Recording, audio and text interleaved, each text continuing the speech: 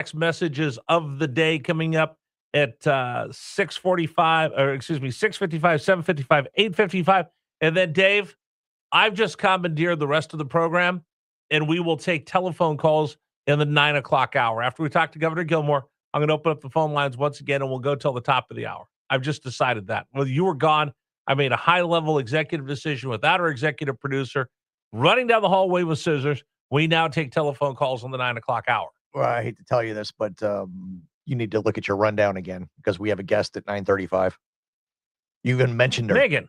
Yeah. Yeah, but when Megan's done, we kick her out and we take telephone calls. See, this is the high-level executive decisions that we First text message of the morning. Hey, Rich, please stop broadcasting my DMV. All of a sudden, all the unwatched masses will start running down to Ashland. Okay. I can't even say it with the straight face that Ashland DMV is awful because they're not. They're awesome. No, they're fantastic. But all of a sudden now the lines are going to be out the window, out the door. Yeah, but when I have to go and do it all again next year, I'm going to have to find a new DMV. Look at all these people from Richmond coming out here to Ashland. All right, let's get to Richmond's morning news brief.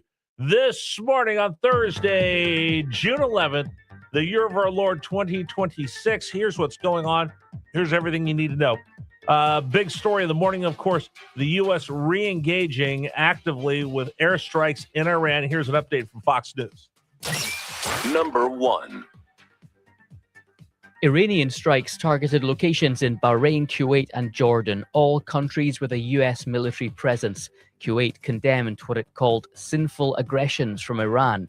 This followed the United States going after Iranian military surveillance capabilities, communication systems, and air defense. Central Command describing the strikes as self-defense.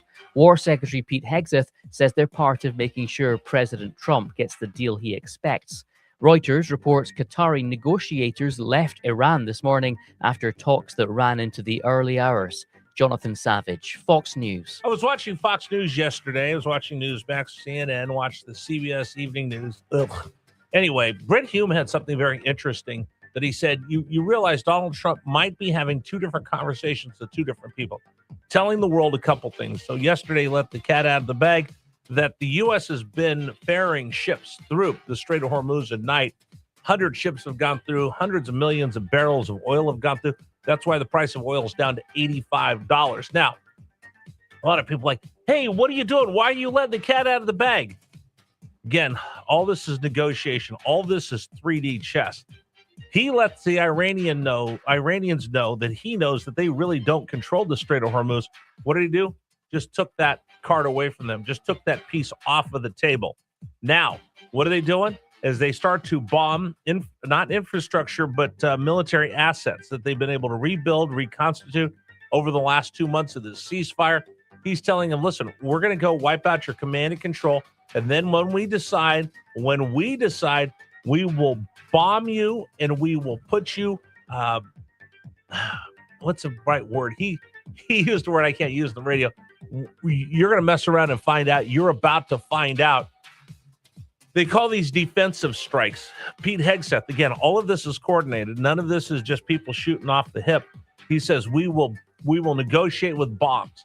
That's right there telling Tehran, okay, you waited too long. You messed up. Add all of that. Think of this. There's an Iranian intelligence agency that's taking all of this, putting a report together in very stark terms for the mullahs, for the Ayatollah, for the IRGC. Here's what's coming if we don't capitulate.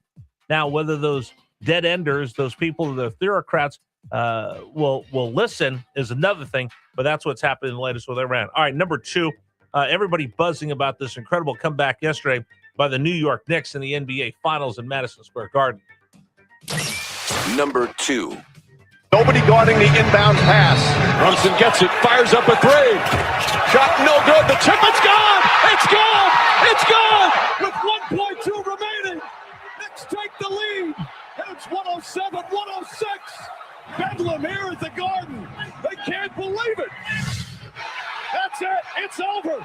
The greatest comeback in NBA playoff history. The Knicks pull off the miracle comeback and lead it 3-1. Now 1 win away from a title.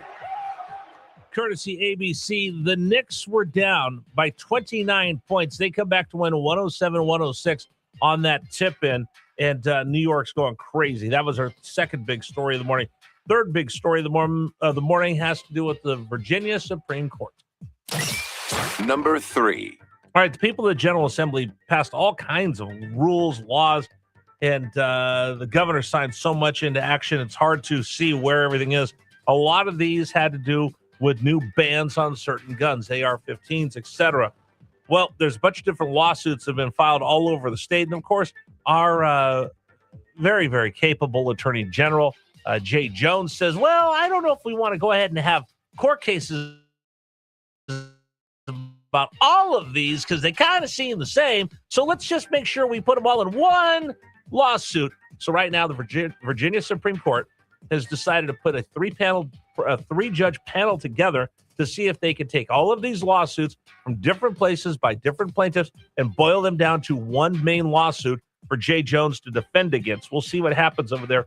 Some have Second Amendment arguments. They're all different arguments, but basically Jay Jones is just trying to have one court case that he can fight a mega case versus people that are fighting for their Second Amendment rights. That's our third big story of the moment. All right, we'll get some more big stories for you as well a little bit later in the program. But we will talk about these lawsuits. Also, A+ windows. can I bring this back up?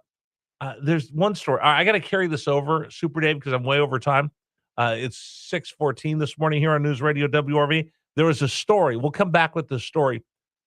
There was a pilot, or at least we thought he was a pilot, flew for over a decade, never had a pilot's license. He was fake.